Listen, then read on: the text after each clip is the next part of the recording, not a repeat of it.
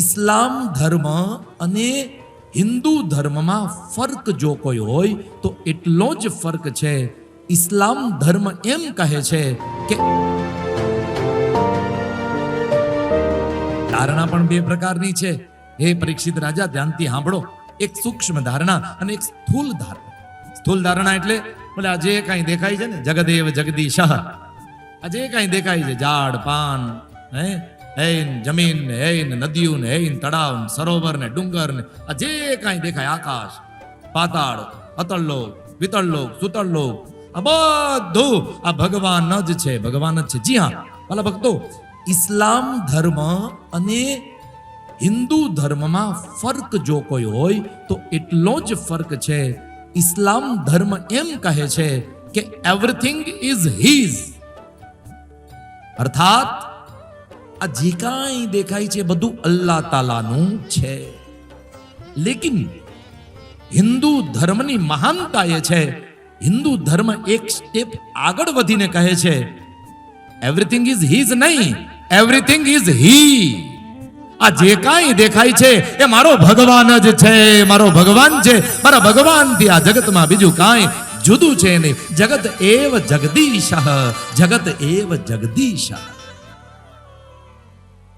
जिधर देखता हूं उधर तू ही तू है, पिला दे ओ साइल मही अर्गबानी, मैं बेहोश होके बकू तू ही तू है. जिधर देखता हूं उधर तू ही तू है. जे कहीं देखाई जा બધું ભગવાન, બધું ભગવાન. हर जर्रा चमकता है अनवर इलाही से, हर सांस ये कहती है हम हैं तो खुदा भी है. ભગવાનથી જુદું આ જગતમાં કાંઈ નથી, ભગવાનથી જુદું કાંઈ નથી. જગદેવ જગદીશ. તો એવા બાહ્ય જગતની અંદર પરમાત્માની ભાવના કરીને ધ્યાન કરવું એ સ્થૂલ ધારણા. અને સૂક્ષ્મ ધારણા એટલે આપણા હૃદયની અંદર રાધેશ માત્રમ પુરુષમ વસંતી, આવડા અમથા ઠાકોરજી આપણા હૃદયમાં રહે છે. એ જ ઠાકોરજી ક્યારેક સાકાર રૂપ ધારણ કરે છે તો ક્યારેક રામ બને છે, ક્યારેક કૃષ્ણ બને છે, ક્યારેક વામન, ક્યારેક પરશુરામ, ક્યારેક નૃસિંહ.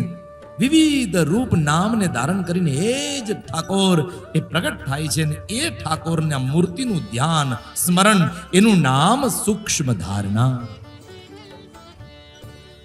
જી હા, મૂર્તિનું ધ્યાન, સૂક્ષ્મ ધારણા.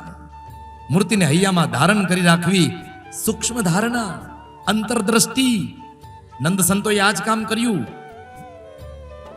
હરિભક્તો બેઠા છે, હવારના પોરમાં મંદિરે જાઓ છો ને, મંગળાના દર્શન કરો છો ને. મંગળાના દર્શન કર્યા પછી શણગાર માટે જ્યારે દરવાજો બંધ થાય ઠાકોરજીનો, અંદર શણગાર હાલતો હોય અને તમે બધાય કીર્તન ગાવ છો.